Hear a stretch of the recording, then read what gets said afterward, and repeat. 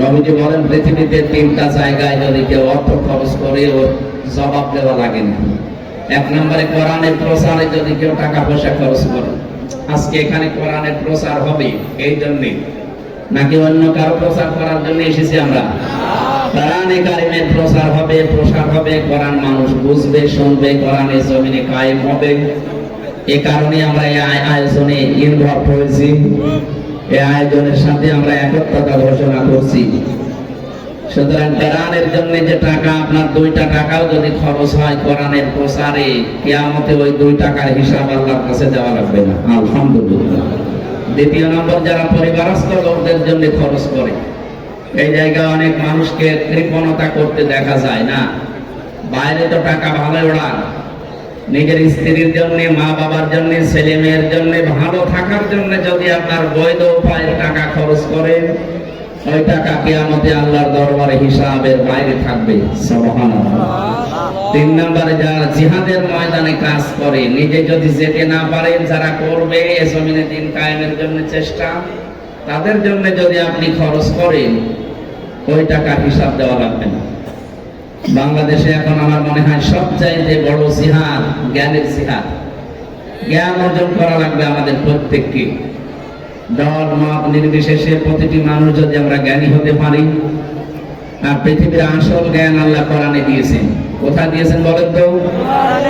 এই কোরআন কেন্দ্রিক জ্ঞান যদি আমাদের অর্জন হয়, এই জিহাদে যারা শরীক হচ্ছেন বিভিন্ন কায়দায়, আজকে যেহেতু এটা মাদ্রাসা, এখানে কোরআনের জ্ঞান শিক্ষা দেওয়া হয়, এর সাথে জড়িত থাকবে।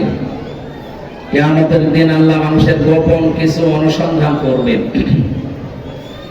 আল্লাকা সিররুন ইনদাল্লাহ বাইনাকা আনতা ওয়া বাইনাল্লাহ আল্লাকা সাদাকাতুন তাখফা লা ইয়ালামুহা ইল্লাল্লাহ। তোমার এমন কিছু আছে যে কিয়ামতে কেউ জানে না, শুধু তুমি আর আল্লাহ ছাড়া। এরকম কোন গোপন সাদাকা দান, গোপন কোন কাজ আছে, গোপনে এমন মানুষের কোন উপকার করেছিলে যে কেউ জানে না, শুধু আল্লাহ জানে। কিয়ামতের দিন ওইটা বিশাল আকারে তোমাকে আল্লাহ দেখাবে। যেন দুনিয়াতে গোপনে এমন কিছু করা দরকার, কারোর সাথে যেন অন্তত শেয়ার না হয়, সম্পর্ক না হয়, এটা শুধু মালিক আর আপনি জানবেন। রাতের বেলা 2-1 দিন উঠে একটু সেজদা দিয়ে, গভীর রজনীতে দুনিয়া সব যখন ঘুমিয়ে যায়, ওই 1-2 মিনিট 1.5 মিনিট না, অন্তত 20-25 মিনিট, আধা ঘন্টা একটা সেজদা দিয়ে রাখবেন। যদি ভেতর থেকে কিছু আসে, আপনার ভেতরের কোন কথা যদি মন থেকে বলতে পারেন আল্লাহর কাছে, চোখের পানি ফেলে দিয়ে, আমার মনে হয় মাস্ট বি এটা আল্লাহ কবুল করবে। আর একটা অনির্বাচন সুখ আপনাকে আল্লাহ আলাদা ভাবে দিবে, ওটা দুনিয়ায় কোন জায়গায় পাওয়া যাবে না। বাচ্চারা, এই যে ছোট ছোট পাখির বাচ্চা দেখবেন, মুরগির বাচ্চা, সিল বা কাক থেকে সৌমারা যাদের স্বভাব আছে, তাদের কাছ থেকে যখন বাচ্চারা বাঁচতে চায়, আমরা দেখি মা পাখিটা এভাবে নিজের ডানাকে বিছিয়ে দেয়, এরপরে ফল করে দেয়। আল্লাহ তাআলা এই যে এখন আমরা হেলিকপ্টারে আসলাম, এরও তো ডানা আছে, এর 4টা ডানা আছে, প্লেনেরও ডানা আছে, আমাদের মানুষের আছে হাত। আর আল্লাহ কোরআনে দিয়েছেন জানাহুন, মানে ডানা। আমাদের তো ডানা হয় না, আমাদের হাত হয়। এত না দিয়ে আল্লাহ জানাহুন দিয়েছেন, এই কারণে মানুষের হাতের ভেতরে এমন কিছু নেই যে নরম, সব শক্ত, হাড় মাড় দিয়ে এমন শক্ত বানানো। কিন্তু পাখির যে ডানা আছে, ডানার ভেতরে কিছু পর দিয়ে দিয়েছেন আল্লাহ, পালক।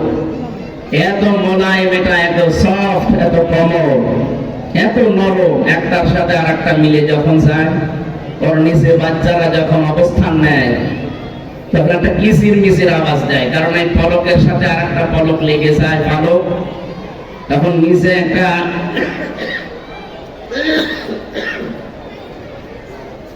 সুন্দর একটা সিস্টেম দেখা দেয়। মার একটা পলক, পালকের সাথে আর একটা পলক লাগলে বাচ্চাদের ওই সিল বা কাকের সম আর ভয় চলে যায়। মায়ের পলকের সাথে পালকের সাথে পালক লাগলে একটা আলাদা ঘর্ষণ লাগে। এই মোলায়েম, এই সফট, এই কমলের কারণে তার একটা আওয়াজ করে, কিচির মিচির। বাংলায় বলা হয় এটাকে অনির্বচন সুখ। এটা আল্লাহ শুধু নামাজের সেজদার ভেতরে লুকিয়ে রেখেছেন মানুষের জন্য। পাখির জন্য যেমন মায়ের ডানা, আর আমাদের জন্য আল্লাহর কুদরতি পায়ের এই বিশাল সেজদা। এই জন্য ভালো লাগবে আপনি যদি এই অভ্যাসটা করেন, সময় পেলে দীর্ঘক্ষণ সেজদায় থাকবেন। আল্লাহ আমাদের এই সুখটা যেন দান করেন, বলেন আমিন। দরুদ আর সালাম পাঠ করার মাধ্যমে আমরা আজ তেলাওয়াতকৃত আয়াতে প্রবেশ করছি। সূরা আহজাব, কোন সূরা বলেন তো? সূরা আহজাব। আহজাব মানে দল সমূহ। এই যে অনেক মানুষ বিভিন্ন জায়গায় গেলে বলে দলের কথা বলার দরকার কি? আরে ভাই, প্রতিটি বিষয়ে তো দলের কথা আল্লাহ আগে জানিয়েছেন কোরআন। দুনিয়ায় যত মানুষ আছে আমরা দুই দলে বিভক্ত, উলাইকা হিজবুল্লাহ, উলাইকা হিজবুশ শায়তান। আর শয়তানের দলে থাকবেন, নাই আল্লাহর দলে থাকবেন। তা আল্লাহ তো নিজেই দলের কথা বললেন, দল বলা যাবে না কেন? আর দল ঠিক নেই, এই কারণেই তো আমাদের দিকভ্রান্তিত হয়ে ঘুরে বেড়াচ্ছে। আমাদের দল ঠিক করা লাগবে। দলে পৃথিবীতে ইসলাম মনোনীত দল যেটা, তার 4টা কর্মসূচি থাকে। 4টা, কয়টা? বহু দল আছে দুনিয়ায়। 1 নম্বরে দল করতে হলে আমরা দেখি এ দুনিয়ায় যত দল আছে প্রত্যেক দলের আলাদা আলাদা একটা পরিচয় আছে না? কথা বলেন না কেন? এ দেশে যত দল, প্রতি দলের একটা নাম আছে না? নাম। আমাদের যে দল, এ দলের নাম কি? না, ইসলাম। জামাত ইসলাম নয়। দুনিয়ায় যে দেশে জামাত ইসলামী নেই, ওই দেশের লোক জান্নাত যাবে না। এখানে দল শব্দের শাব্দিক অর্থ আমরা বাংলায় বলে তো দল। পৃথিবীর প্রতিটি সৃষ্টি একটা দলে আছে, একটা জাতিতে আছে। এই যে পাখি ঘুরে উড়ে যাচ্ছে, ওরা এক দলের লোক। কি কথা বলেন না কেন? আমরা যারা ইসলাম ভালোবাসি এই দুনিয়াতে, তারা আমরা এই 200 কোটি মুসলিম, আমরা এক দলের লোক। ইসলামের বাইরে যারা আছে 250 কোটি আছে খ্রিস্টান, বাকি অন্যান্য জাতি মিলে আছে বিভিন্ন। সবগুলো সব একদল। ইসলাম বাদ দিয়ে দুনিয়ায় 4,500 ধর্মের লোক বাস করে, এরা সব একদল। নাম আলাদা আলাদা আছে তাদের, কিন্তু সব এক। তাদের একটাই পরিচয়, তারা মুশরিক। কি বলেন না কেন? আপনি ইহুদি বলেন, খ্রিস্টান বলেন, বৌদ্ধ বলেন, হিন্দু বলেন, মাজুসি বলেন, 4,500 মানুষ আছে ধর্মের, সবগুলো এক কথায় মুশরিক। আমরা যারা মুসলিম, আমাদের একাত্মবাদের শিক্ষা আছে, এজন্য আমরা মুশরিক নয়। হ্যাঁ, আমাদের ভেতরে যদি ওই চিন্তা ভাবনা আসে, আপনি মুসলমান দাবি করলেও মুশরিক। অমিনান নাসি মান ইয়াকুলু মিনান নাসি মান ইয়াকুলু আমান্না বিল্লাহ ওয়া বিল ইয়াউমিল আখির ওয়া মা হুম বিমুমিনিন। আল্লাহ পাক বলেন, মানুষের ভেতর অনেক এমন মানুষ আছে যারা বলে আল্লাহ তুমি একজন আছো, আমি জানি কিয়ামত হবে এটাও জানি, বিশ্বাস করি। আল্লাহ বলেন আমা হুম বিমুমিনিন, এরা কিন্তু মুমিন না। যারা নীরবে শুনছেন, খুব অ্যাক্টিভ হয়ে দেখেন তো কি বলি। আল্লাহ পাক বলেন একজন মানুষ ইমানদার হওয়ার জন্য যে কয়টা গুণ থাকা লাগে, তার প্রথম 2টা সে স্বীকার করছে। আল্লাহর প্রতি ঈমান, কিয়ামতের প্রতি ঈমান। অথচ আল্লাহ বলছেন এরা মুমিন না, এর ভেতরে ঈমান নেই। কথাটা কি? এই যে কথা বলে, এটা তার মুখের কথা, এটা তার মনের কথা না। এজন্য আমাদের মুখের কথার সাথে মনের কথার যতদিন মিল না হবে, ততদিন আপনার রবীন্দ্রনাথ ঠাকুরের মতো দাড়ি থাকতে পারে, জুব্বা থাকতে পারে, আপনার বিশাল পাগড়ি মাথায় থাকতে পারে, কিন্তু আপনি মুমিন হতে পারেননি। 2016 সালে হজে গিয়ে দেখি তাওয়াফ করতে করতে ওই যে রুকনি ইয়ামিনী থেকে শুরু করে হাজরে আসওয়াদ, এই জায়গাটা পার হওয়ার সময় একটা দোয়া পড়া লাগে। লক্ষ লক্ষ হাজী সাহেবরা দেখি এই দোয়া পড়ছে, রব্বানা আতিনা ফিদ দুনিয়া হাসানা ওয়া ফিল আখিরাতি হাসানা ওয়া কিনা আযাবান নার। ওই সময় যে ছাত্র ছিলাম বুঝি নাই, এখন দেখছি রব্বানা আতিনা ফিদ দুনিয়া হাসানা, এর ভেতরে দুনিয়া আখিরাত সব আল্লাহ লুকিয়ে রেখেছেন। এই আয়াতটা যদি আমরা সত্যি বুঝে আমল করতে পারি, যে দুনিয়া আখিরাত সবের ভেতরে আছে, এই জন্য দুনিয়ার লক্ষ লক্ষ হাসিরা দেখিয়ে আওয়াজ করে পড়ছে রব্বানা আতিনা ফিদ দুনিয়া হাসানা। হঠাৎ করে এমনি ধরার জন্য গেলাম, যে দেখি এক মুরব্বী কাবারে গেলাম ধরে দেওয়াল ধরে কাঁদছে, হাওয়া করে কাঁদছে। কি মুরব্বী, বাড়ি কোথায়? ও চেহারা দেখে বুঝেছি বাংলাদেশে বাড়ি হবে। ভাই বাংলাদেশ ভারতে দুই দেশের ভেতরে। আমার বলছে বাংলাদেশ নোয়াখালী বাড়ি। বাংলাদেশ নোয়াখালী বাড়ি। কাঁদেন কেন? আমি মধ্যম চাই। ওদের ভাষা আমার এরকম না। আমি মরবো। মরবেন মানে? হ্যাঁ, আমার বাংলাদেশে কিছু নেই, আর এখানে কাবা ঘর আছে, আল্লাহর ঘর। এই দেশে নবীর রওজা আছে, আমি এখানে মরতে চাই। বললাম মুরব্বী চেহারে কাঁদেন, আপনি কিন্তু মরে যাবেন, চলেন ওইটারে নিয়ে গেলাম। যেখানে থাকি হোস্টেলে নিয়ে যে ওনারে আমি প্রথম বললাম এই নাস্তা করেন। হঠাৎ দেখছি বাইরে তাকিয়ে বিশাল ঝড় উঠেছে। বললাম মুরব্বী আপনি প্রস্তুতি নেন। কিসে? আপনি যে দোয়া করে আসলেন কাবার স্টপ দেওয়াল ধরে, আপনি মরবেন। দেখেন চালানা দিয়ে তাকিয়ে কি ঝড় উঠেছে, আপনি বাইরে যাবেন, আপনার দোয়া কবুল হয়ে গেছে। মুরব্বী আমার বছর হুজুরের দোয়া কমিয়ে বছরের জন্য করিনি, আগামীতে যদি যাই তো দেখেন তো মনের কথার সাথে মুখের কথার কোন মিল আছে? আমার ঘর ধরে তার পরের বছর 17 সালে গিয়েছিলাম নোয়াখালী কোম্পানিগঞ্জ। দেখে মুরব্বী এসে বছর হুজুর আসসালামু আলাইকুম। কি দাদা আপনি মরেননি?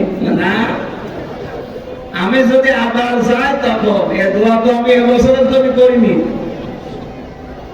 কাবা ঘর ধরে যদি মানুষ এরকম সিটারি করে, তা আমরা বহু মানুষ এরকম আছে। আল্লাহ এই যে মুখের কথা আর ভেতরের জিনিস আমাদের এক না।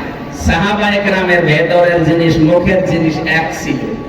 এই কারণে এই মানুষগুলো আল্লাহর দরবারে এমন কবুল হয়েছে, দুনিয়াতেই রাদিয়াল্লাহু আনহু ওয়া রাদু আনহু আয়াত নাযিল হয়ে আল্লাহ তাদের চরিত্রের উপরে, জীবনের উপরে সন্তুষ্টি প্রকাশ করেছেন। বলেন সুবহানাল্লাহ। আমরা যারা এখানে এসেছি তাহলে প্রথম কাজ হবে আমাদের ঈমান আনা। কি আনা বলেন তো? ঈমান আমরা আনবো এই জন্য, কারণ আল্লাহ আমাদেরকে বানিয়েছে তার ইবাদতের জন্য। ওমা খালাকতুল জিন্না ওয়াল ইনসা ইল্লা লিয়াবুদুন। মানুষ আর জিন বানালাম আমার ইবাদতের জন্য। আমাদের কাজ হবে ইবাদত করা। ইবাদতের আগে একটা কাজ হবে ঈমান আনা। ঈমান আনার আগে আরেকটা কাজ আছে। কি বলেন?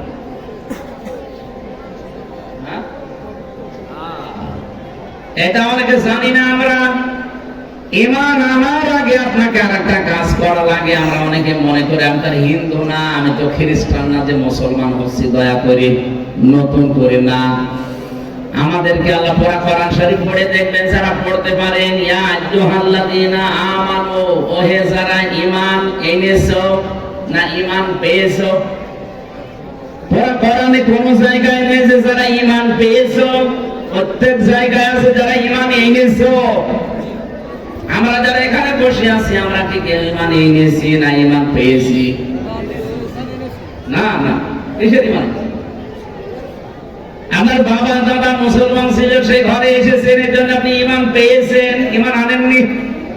ঈমান এনেছিলেন হযরতে বেলাল, হযরতে খাব্বাব। ঈমান যারা এনেছিল তাদের জীবনের দিকে তাকান, কত কষ্ট করে তারা ঈমানটা ধরে রেখেছিল। আমরা ঈমান পেয়েছি, এর জন্য আমাদের কাছে দাম নেই। একজন 1000 টাকা দামের শাল দিয়ে 200 টাকার স্যান্ডেল মুছতেছে। শালের দাম 1000 টাকা, স্যান্ডেলের দাম 200 টাকা। লোকটা বলে আমি পাগল না, কারণ স্যান্ডেল আমার নিজের টাকা দিয়ে কিনা, আর শাল আমার বাবা দিয়েছে। বাবার 1000 টাকার মূল্য ওর কাছে নেই, ওর 200 টাকার দামই বেশি। সাহাবায়ে কেরাম ঈমান পেয়েছিলেন না এনেছিলেন? আর আমরা পেয়েছি। এজন্য আমাদের প্রথম কাজ হবে যে আল্লাহ ইবাদতের জন্য বানালেন, এটার আগের কাজ ঈমান আনা, আর ঈমানের আগে আরেকটা কাজ আছে, সেটা তাগুত ছেড়ে দেওয়া। সূরা বাকারা 3 নম্বর পারার প্রথম নম্বর পৃষ্ঠার 12 নম্বর লাইনের 256 নম্বর আয়াতের মাঝের অংশে আছে, ফামাইয়াকফুর বিত-তাগুতি ওয়া ইউমিন বিল্লাহ। কোন মানুষ যদি ঈমান আনতে চায় তার প্রথম কাজ হচ্ছে তাগুত ছেড়ে দেওয়া। কথা বলেন না? আপনি এ পর্যন্ত বোঝেননি, কিন্তু আনতে ঠিক বললেন। সত্যি যদি কেউ ঈমান আনতে চায় তার আগে এই কাজটা মাস্ট বি, তাকে করাই লাগবে, না করলে তার ঈমানের কোনো দাম নেই। এর পরের শব্দে দেখেন আল্লাহ বলেন ফামাইয়াকফুর বিত-তাগুত ওয়া ইউমিন বিল্লাহ, তাগুত ছেড়ে দিয়ে যদি ঈমানকে আনতে পারে, ফাকাদ ইসতামসাকা বিল উরওয়াতিল ওয়াসকা, সে এমন একটা মজবুত অবলম্বন ধারণ করেছে, লাম ফিসামা লাহা, কখনো এটা ছেড়ে যাবে না। আমরা আজ বাংলার বহু মানুষ, অনেক পীর সাহেব পর্যন্ত তাগুত ছেড়ে না দিয়ে ঈমানের দাবি করে, এমনি ঝড় একটু উঠলে ঈমান চলে যায়। এই কথা বোঝে না? বোঝেননি? আপনি ঈমান আনতে হলে আগে তাগুত ছাড়া লাগবে, এটা আল্লাহর ঘোষণা। আপনি তাগুত না ছেড়ে যদি ঈমান আনেন, সত্যি কথা বলছে ওই ঈমান থাকবে না, একটু ঝড় উঠলে ঈমান নষ্ট হয়ে যাবে। এদেশে যারা সত্যি তাগুত ছেড়ে দিয়ে ঈমান এনেছে, আপনি তাদের জীবনের দিকে তাকান তো, আপনি রাজনীতির গন্ধ খুঁজবেন না। কি আছে আপনার জীবনে ইসলামের জন্য স্যাক্রিফাইস? একটা লোক 67 দিন রিমান্ডে জীবন শেষ করে ফেলেছে, এরপরও তাকে আপনি টলাতে পারেননি, কারণ সে জানে আমি তাগুত ছেড়ে দিয়ে ঈমান এনেছি, আর এমন একটা মজবুত রশি ধারণ করেছি, জীবন চলে গেলেও এটা ছেড়ে দেওয়া সম্ভব না। কত মানুষকে শুধু বাতাস উঠলে দেখি বেঈমান হয়ে যায়, কারণ তো ঈমান আমায় হয়নি।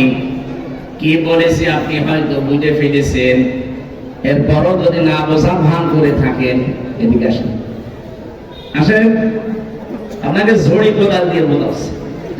কোরআন শরীফ দিয়ে, হাদিস শরীফ দিয়ে হবে না, বুখারী শরীফ হবে না, বাকারি শরীফ লাগবে। কথা আমি অল্প বলছি, আমার মনে হয় সব কথার ভেতরে এসে গেছে। আপনার ঈমান আনতে হলে আগে তাগুত ছাড়া লাগবে। এখন তাগুত কি এইটা জানেন না? তাগুতের প্রথম অর্থ শয়তান। কি বললাম? বলেন বলেন, শয়তান আগে ছাড়া লাগবে। প্রশ্ন আসতে পারে, শয়তান পাবো কোথায়? শয়তান নেই। শয়তান যে কাজ কারবার গুলো করে, ওইটা কেউ যদি দুনিয়ায় করে, মনে করবেন ওইটাই শয়তান। কারণ মিনাল জিন্নাতি ওয়ান নাস, জিনের ভেতরেও যেমন শয়তান আছে, মানুষের ভেতরেও। কথা বলে না কেন? শয়তানের কাজ 7টা। কয়টা? আপনি দেখেন তো বাংলাদেশে কে কাজ করে, যে করবে মনে করবেন রূপ চেহারা মানুষের মতো, কিন্তু ওটা আসলে একটা শয়তান। 1 নম্বরে শয়তান অহংকারী।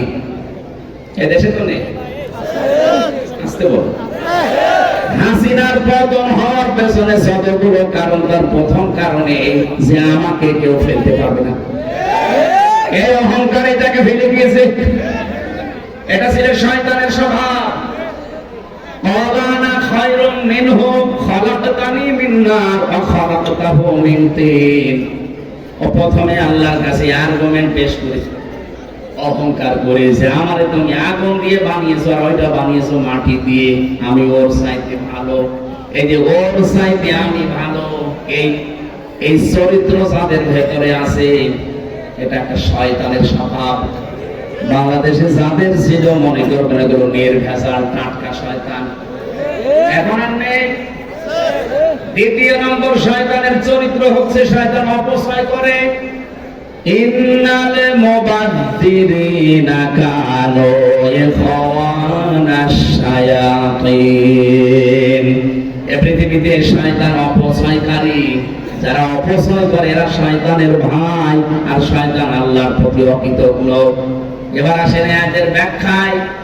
আল্লাহ পাক শুধুমাত্র ফতোয়াটা দিয়ে সূরা বনী ইসরাঈলে শেষ করে দেয়নি, নিজের জীবনে তিনি দেখিয়েছেন, নিজের সৃষ্টির ভেতরে তিনি দেখিয়েছেন। সানুরিহিম আয়াতিনা ফিল আফাকি ওয়া ফি আনফুসিহিম হাত্তা ইয়াতাবায়্যানা লাহুম আন্নাহুল হক ইলা আখিরি আয়াত। হামিম সাজদার শেষের দিকে আল্লাহ জানিয়েছেন অতি শীঘ্রই আমার এই দিক দিগন্তে, এই সৃষ্টিতে এবং তোমার নিজের এই 3.5 হাত বডির ভেতরে এমন কিছু আমি আল্লাহ দেখাবো যতক্ষণ প্রমাণ না হয়, প্রকাশ না হয় যে আমি আল্লাহ সত্য। অফি আনফুসিহিম এই শব্দের ব্যাখ্যাটা বলছি এবার। আল্লাহ যে নিজে অপচয় করেন না, শুধু ফতোয়া দিয়ে শেষ করেছেন তা না, তিনি দেখিয়েছেন আমাদের এই শরীরের ভেতরে। আপনি কম্পিউটার পেছনে সেট করেন, আমি আপনাকে দেখাতে পারবো যে আল্লাহ অপচয় করেন না। আমরা যে খাবারগুলো খাই, এটা দিয়ে তিক্ত রস তৈরি হয়। খাবারের নির্যাস দিয়ে কিছু টয়লেট হয়, কিছু প্রসাব হয়, কিছু রক্ত হয়, কিছু বীর্য হয়, আর কিছু এই গুরুত্বপূর্ণ রস তৈরি হয়। এইটা দিয়ে মানুষের খাবারগুলো হজম হয়। এখানে যতক্ষণ পেটে খাবার থাকবে, ওই রসগুলো ফোঁটা ফোঁটা পড়তে থাকবে। খাবার যেই থাকবে না পেটে, অটোমেটিক আল্লাহ বন্ধ করে দেবে। আল্লাহ বোঝাতে চায় আমি অপচয় করি না, অপচয়ের বিরুদ্ধে আমি শুধু ফতোয়া দিয়ে শেষ করি না। আপনি দেখেছেন কত সূক্ষ্ম বিষয় যেন অপচয় করেন না, অথচ সারা পৃথিবীতে 257 রাষ্ট্র, 57টা মুসলিম রাষ্ট্রের আমি অধিকাংশ জায়গায় ঘুরেছি। বাস্তবতায় দেখছি এই বাংলা পৃথিবীতে মুসলমানদের ভেতরেও অপচয় অনেক বেশি। উন্নত রাষ্ট্রের নাম বলা হয় যে সমস্ত জায়গায় মুসলিম যারা এত অপচয় করে, যদি অপচয় না করে ওইগুলো একটু আমাদেরও দিত, মুসলিম বিশ্ব গরিব সেগুলো দাঁড়িয়েছে। বাংলাদেশের যারা অনেকে অপচয় করে, এই যে টিস্যু বক্স এখানে আছে, আমার পকেটে একটা বিমান থেকে আমি নিয়েছিলাম, ওইটা দিয়ে আমার কাজ সব হয়ে গেছে। আমি যদি বিনা কারণে 2-3টা টিস্যু নিয়ে বেকার এগুলো আন্দাজে ফেলে দেই, এটা অপচয় না? যদিও কিছু মনে হচ্ছে না, কিন্তু এটাও তো অপচয়। মানুষের শরীরের অপচয় আছে, পরিবারের অপচয় আছে, সমাজের অপচয় আছে, রাষ্ট্রের অপচয় আছে। সব জায়গায় অপচয় রোধ করা দরকার, নাই তো আপনি কখন শয়তানের ভাই হয়ে যাবেন আপনি টেরও পাবেন না। শয়তানের একটা কাজ বলে আমি শেষ করছি। শয়তান যৌনতা ছড়াতে ভালোবাসে। কথা বোঝে? আদম আর হাওয়াকে জান্নাত থেকে বের করে দেবে, ওর প্রধান উদ্দেশ্য এটা ছিল না। ওর প্রথম উদ্দেশ্য ছিল কি করে তাদের লজ্জা স্থান উলঙ্গ করা যায়। এই জন্য শয়তান হচ্ছে যৌনবাদী, ও যৌনতা ছড়াতে ভালোবাসে। আজ নিজের বউ দিয়ে, মেয়ে দিয়ে, বেটার বউ দিয়ে যারা অশ্লীলতা, বেহায়াপনা, যৌনতা ছড়াতে ভালোবাসেন, আপনি বিশ্বাস করতে পারেন যে আপনাকে শয়তান দখল করে ফেলেছে। এখন যদি ওসি সাহেব বাড়ি যেয়ে ওনার স্ত্রীকে সালাম দেয়, আর স্ত্রী যদি সালামের জবাব না দিয়ে বলে শুকুরের বাচ্চা, না রাগ হবে? এই জবাব দেন না কেন? না না, আমাদের মতো পাগলামি না, জ্ঞানী মানুষ চিন্তা করবে কি গো, একটা শিক্ষিতা মেয়ে, একটা ভদ্র ঘরের মেয়ে বিয়ে করলাম, আজ 8-10 বছর আমার সংসার, কোনোদিন আমার মুখের উপরে মুখ তুলেও কথা বলে না, অথচ আজকে আমি সালাম দিলাম আর আমার শুকুরের বাচ্চা, কুকুরের বাচ্চা বলে গালি দিচ্ছে। অবশ্যই এর সিনে ধরেছে। কিসে ধরেছে? এ স্বাভাবিক নেই, এর অনেক কিছু অ্যাটাক করেছে, হয়তো জিন ভূত ধরতে পারে। মানুষের স্বাভাবিক আচরণ পাল্টে যদি অন্য আচরণে গেলে উনি জ্ঞানী মানুষ মনে করতে পারে আমার বউ স্বাভাবিক না, এ জিনে ধরেছে। এ কবিরাজ দেখানো লাগবে, হুজুর দেখানো লাগবে। আপনি যখন সত্যি দেখবেন আপনার ভেতরে যৌনতা ছাড়া দিচ্ছে, নিজের বউ অনেক কাছে ভালো লাগে না, অন্যটা দেখলে কেমন যেন আকর্ষণ হয়। এরকম আমাদের দেশে নেই? আপনি বুঝবেন আপনি আর স্বাভাবিক নেই, আপনাকে শয়তান দখল করে ফেলেছে। আর এই রোগ থেকে বাঁচার জন্য 2টা ঔষধ আল্লাহ দিয়েছেন। আমি সহ যারা এখানে আছি, আজকে এই ঔষধ 2টা পালন করা লাগবে এখন থেকে, কারণ এখনই যাওয়ার সময় মেয়ে লোক বাঁধবে। সূরা নূর 12 নম্বর, 18 নম্বর পারা, 12 নম্বর পৃষ্ঠার 8 নম্বর লাইনের 30 নম্বর আয়াতে আছে, قل للمؤمنين يغضوا من أبصارهم ويحفظوا فروجهم ذلك أزكى لهم আল্লাহ পাক বলেন নবী আপনি মুমিন পুরুষদেরকে বলেন তারা যেন পরনারী থেকে চক্ষু নিম্নগামী করে। হ্যাঁ, শয়তান আপনাকে জাল হিসাবে দেখাবে, এটা জাল হিসাবে শয়তান ব্যবহার করবে উলঙ্গ অর্ধ উলঙ্গ বেপরদা মেয়েদেরকে। কিন্তু সাবধান, এই মুহূর্ত থেকে এই ট্যাবলেটটা খাওয়া লাগবে। সামনে যত সুন্দরী মহিলা পড়ুক 14 জন মহিলার দিকে তাকাতে পারবেন। কয়জন বলেন বলেন? 14 জনের ভেতরে আপনার মা, আপনার মেয়ে, আপনার বোনের মেয়ে, আপনার ভাইয়ের মেয়ে, আপনার পুত্রবধূ, দুধ মা, আপনার আপন বোন, আপনার আপন খালা, আপন ফুফু, এরকম 14 জন মহিলাকে আপনি দেখতে পারবেন। সামনাসামনি পড়ে গেলেও দেখতে পারবেন। তাদের মুখমণ্ডল, হাতের কবজি আর পায়ের পাতা বাদ দিয়ে আবার পুরা শরীর ঢেকে রাখা লাগবে। এই জন্য আমার মনে হয় মেয়েরা যারা এসেছেন, আপনি যদি সত্যি পর্দা মেনে চলতে চান, এই শাড়ির এই সংস্কৃতি বাদ দিয়ে দেবেন। আপনি সালোয়ার কামিজ বানাবেন। শাড়ি পরে নামাজ পড়তে গেলেও আমার মনে হয় নামাজ হয় না। কারণ আসল যদি মাথা থেকে পড়ে যায় একবার, আপনার চুল বের হয়ে গেলে নামাজ ভেঙে যাবে, শেষ। আশা করছি আগামী থেকে শাড়ির এই সংস্কৃতি আস্তে আস্তে তুলে দেবেন। এটা হিন্দুদের। আপনি এখন থেকে নামাজ পড়বেন, নামাজের জন্য আলাদা একটা দরকারের পোশাক বানিয়ে নেবেন, সালোয়ার কামিজ, অথবা এমন একটা ওড়না বানাবেন যেটা বানালে শুধু মুখমণ্ডল, হাতের কবজি, পায়ের পাতা বাদ দিয়ে পুরা শরীরটা থেকে যায়। আল্লাহ মেয়েদেরকে ফাতেমার মতো পোশাক পরার তৌফিক দেন, বলেন আমিন। এই যে ওষুধটা বললাম, এই 14 জন মহিলা বাদ দিয়ে সামনে যদি যেই পড়ুক না কেন, মন চাইলেও তাকানো যাবে না, সঙ্গে সঙ্গে চোখ ফিরানো লাগবে, নিম্নগামী করা লাগবে। এটা মানতে পারবেন না? কথা বলেন না কেন? ওসি সাহেবদের কাছে যত রকমের বিচার যায়, থানায় যত মামলা যায়, আমরা যদি শুধু চারিত্রিক এই বিষয়টা একটু কন্ট্রোল করতে পারি, ওনারা অনেক মামলা নেওয়া থেকে বেঁচে যাবে। 2 নম্বরে আল্লাহ রাব্বুল আলামিন বলেন তোদের লজ্জা স্থান হেফাজত করা লাগবে। আজ নিজের বউ বাদ দিয়ে অন্য কোন মহিলা কামনা করাই অরয়াকার মেয়ে দেখবেন শেষে হর্ষাই আছে। অন্য কোন মহিলা কামনা করাই জায়েজ নেই। অথচ এটা যদি মানুষের ভেতরে 100 জনের প্রায় 90 জনের এই চরিত্র, নিজের বউটা ভালোই লাগে না, অন্যটা দেখলেই কেমন যেন। কথা বলছেন না? যারা বিবাহিত মেয়েদের সাথে লাইন করেছেন, ভাবির সাথে, প্রতিবেশীর স্ত্রীর সাথে, বিবাহিত কোন মেয়ের সাথে, ওই লোকটা যতদিন তালাক না দেবে বউকে, ততদিন আপনি বিয়ে করতে পারবেন না। 2 নম্বরে সারা জীবন কষ্ট ভোগ করে মরবেন। এই জন্য এরকম কোন মহিলার সাথে যদি লাইন থাকে, যার বিয়ে হয়ে গেছে, আমি তাই বলি অবিবাহিত মেয়ের সাথে লাইন করতে বলছি না। বিবাহিতর সাথে যদি থাকে কারো, এই মুহূর্তে মোবাইল নাম্বার থাকলে ডিলিট করে দেন। বাড়ি যাওয়ার আগে অন্তত ডিলিট করে দেবেন। কারা হাত তোলেন তো? এলাকা আমার হয় ওরকম না। আমার ওসির কাছে এরকম কোনো বিচার চাই না, নাকি? আলহামদুলিল্লাহ। শহর এলাকা তো, এরা তো রাতের বেলা সব শহরে থাকে। 2টা হেফাজত যদি আমরা করতে পারি, নবীজিকে যদি বলতে পারি যে আমার মুখ আর লজ্জা স্থান ঠিক আছে, নবীজি বলেন কিয়ামতে তোর গলায় গামছা দিয়ে আমি নিজে জান্নাতে দিয়ে আসবো। এজন্য লজ্জা স্থানের হেফাজত করা খুব গুরুত্বপূর্ণ। শয়তান সব সময় চায় যৌনতা ছড়াতে। এজন্য যারা নিজেদেরকে প্রদর্শন করে নিজের গোপন অঙ্গগুলো মানুষকে দেখাতে ভালো লাগে, ভালোবাসেন যারা, আপনি মনে করবেন আপনি আর মানুষ নেই, আপনি একটা টাটকা শয়তান হয়ে গেছেন। আজকে হেলিকপ্টার ওঠার আগে আমার নিয়ে গেছে উপরে ভিআইপি লাউঞ্জ, যে দেখছে একজন এরকম বসে আছে, মানে তাকানো যাচ্ছে না, তাড়াতাড়ি করে চোখ ফিরিয়েছি, মানে মাইন্ড করছে, মানে আধুনিক নেই। আমার হুজুর কিছু মনে করবেন কি যে এই যে আমি এইভাবে থাকি, আপনার কি? আমি না, আপনার দিকে তো তাকানোই যাচ্ছে না, তাকাও কি করি?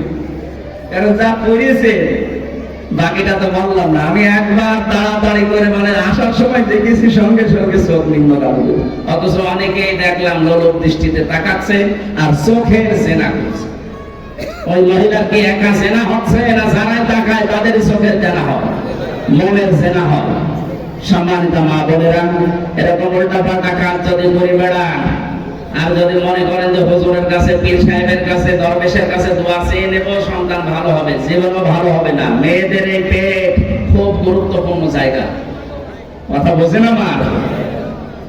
এই জন্য ধানের খেতে বা বিভিন্ন ফসল আদিতে দেখবেন একটা কালো হারিয়ে দিয়ে এরকম কালো দাগ দিয়ে রাখে।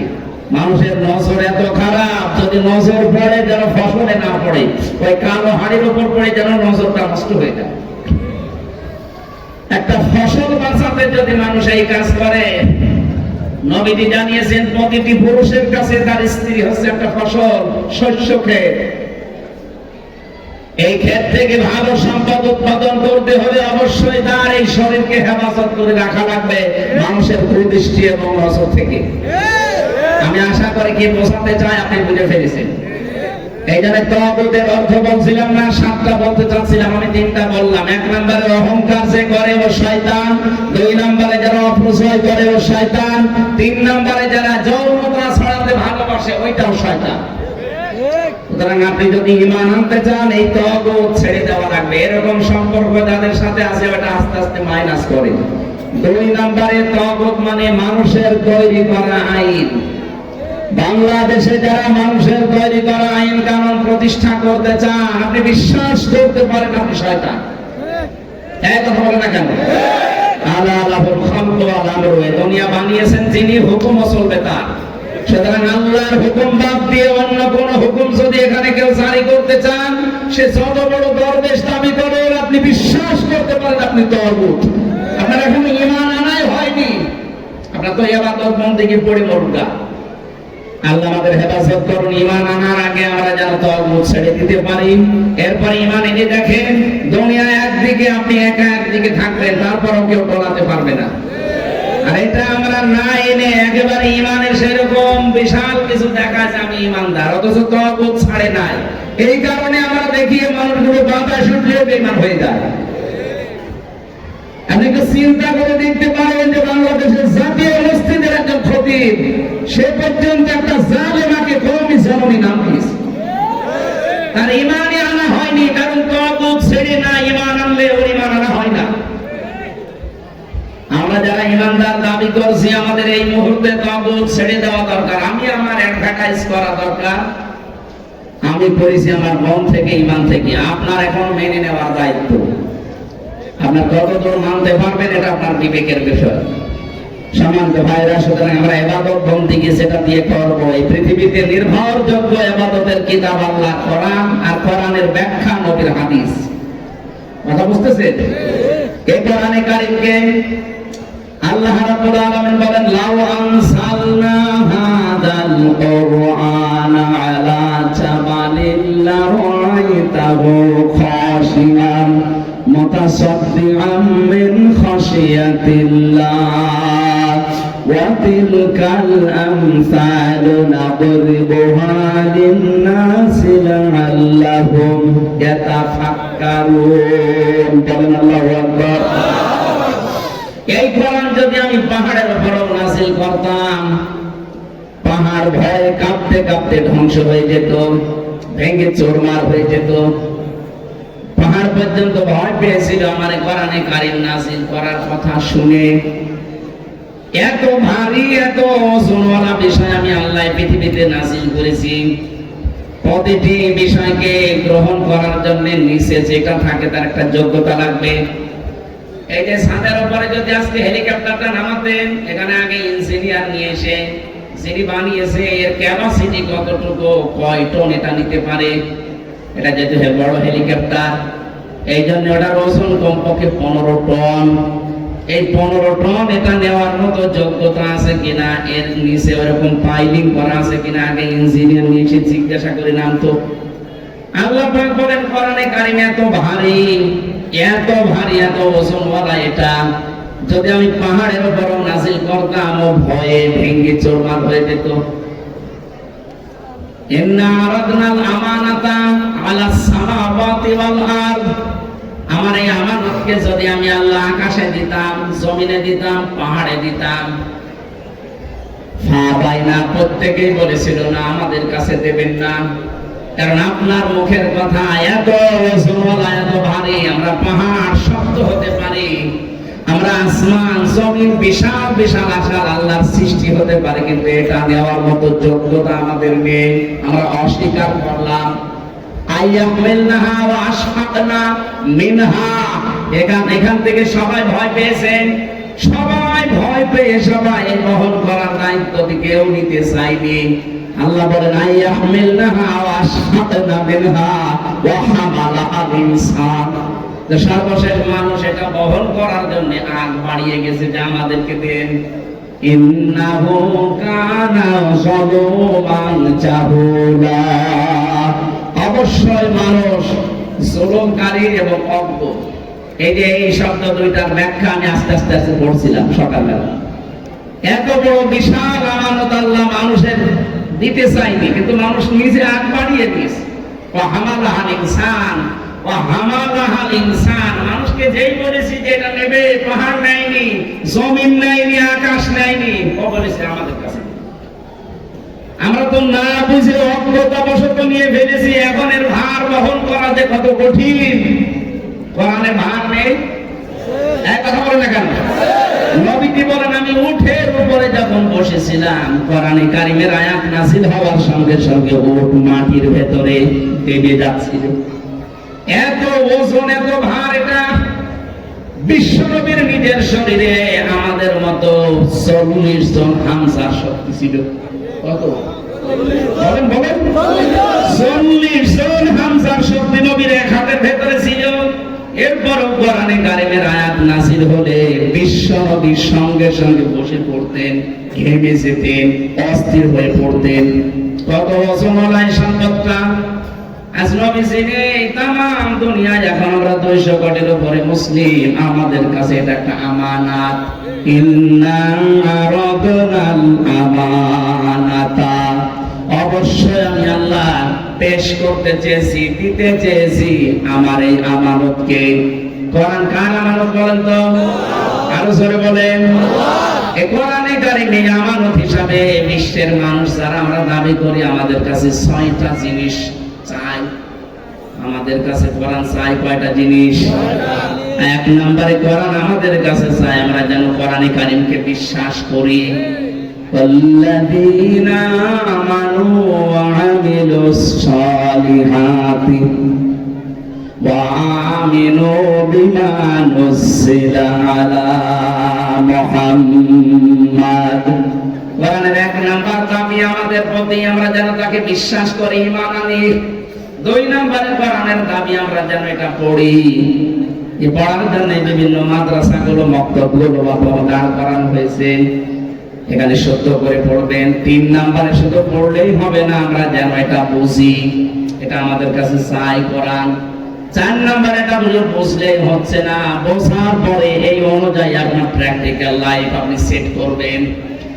কয়েকদিন আগে যশোরের এক হিন্দু, উনি বিসিএস ক্যাডার, সরকারি কলেজের অধ্যাপক, স্যারকে বলেছিলাম যে আপনাকে আমি মুসলমান হতে বলি না, আপনি অন্য ধর্মের মানুষ, আমাদের ধর্মে জোর জবরদস্তি। কথা বলেন না, আমাদের ধর্মে জোর জবরদস্তি নেই। আমি জোর করে আপনাকে ইসলাম গ্রহণ করতে বলি না, কিন্তু আপনাকে আমার ধর্মীয় গ্রন্থটা দিলাম, 3 মাস মাত্র একটু বুঝে পড়বেন, আপনি দেখবেন তো আপনার বিবেকে কি বলে। যেহেতু জ্ঞানী মানুষ তো, বিসিএস ক্যাডার লোকটা 3 মাস পড়ার পরে দেখে নিজে মুসলমান হয়ে গেছে।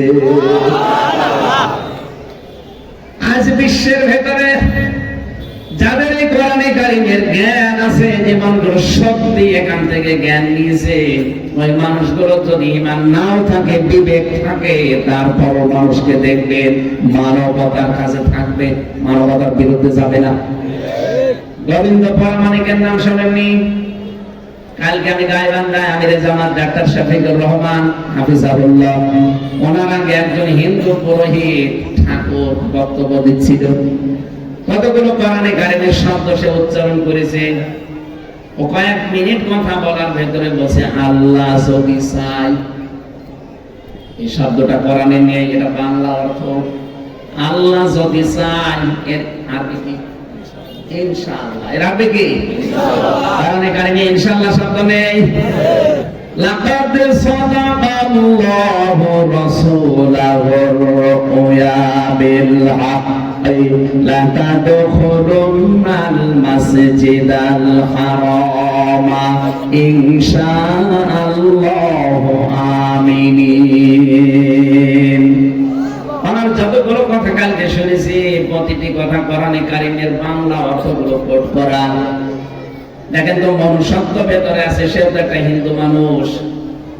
সে দেশের আলেম ওলামা এবং জামাত ইসলামী বাংলাদেশকে কোথায় তুলে দিয়েছে কালকে। সে বলছে এই দেশ নিয়ে যে ষড়যন্ত্রগুলো উগ্রপন্থী হিন্দুরা করছে আপনারা সতর্ক থাকবেন।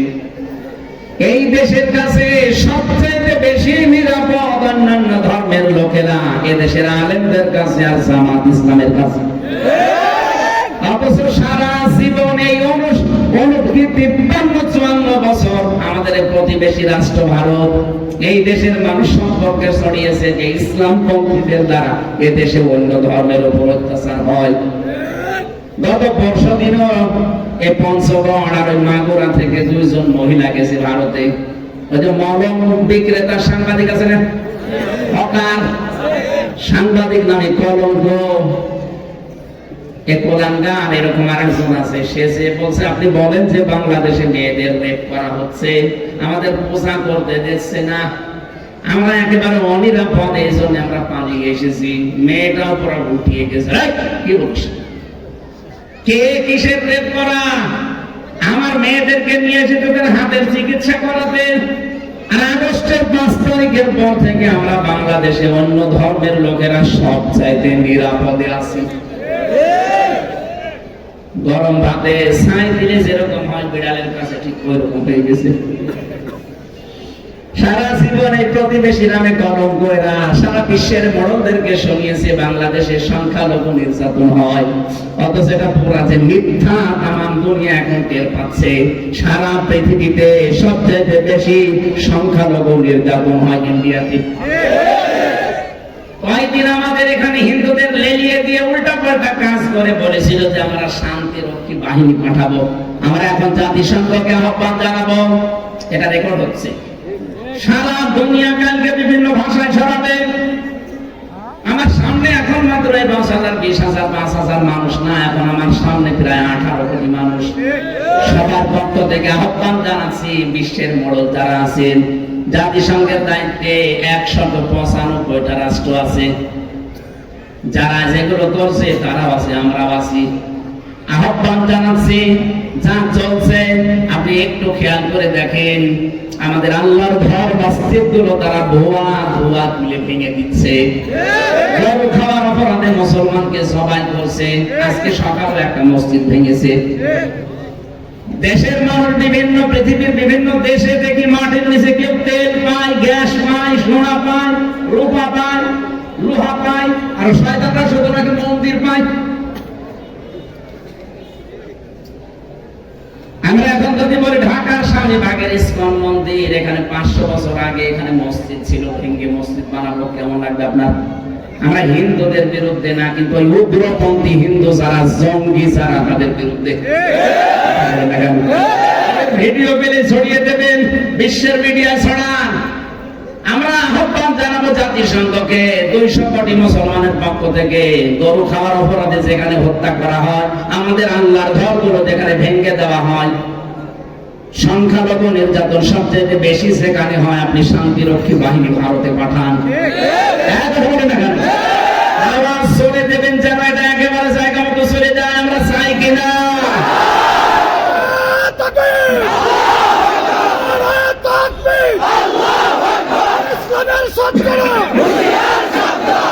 পালিয়ে যারা গেছে ওরা তো বসে নেই। কয়েকদিন আগে মালয়েশিয়া, সিঙ্গাপুর, থাইল্যান্ড সহ অনেকগুলো দেশে গিয়েছিলাম। সে হোটেলে উঠে দেখে 2টা শয়তান কি গো আগেই চলে এসেছি। ওদের দোয়া করেন, আগেই চলে এসেছি।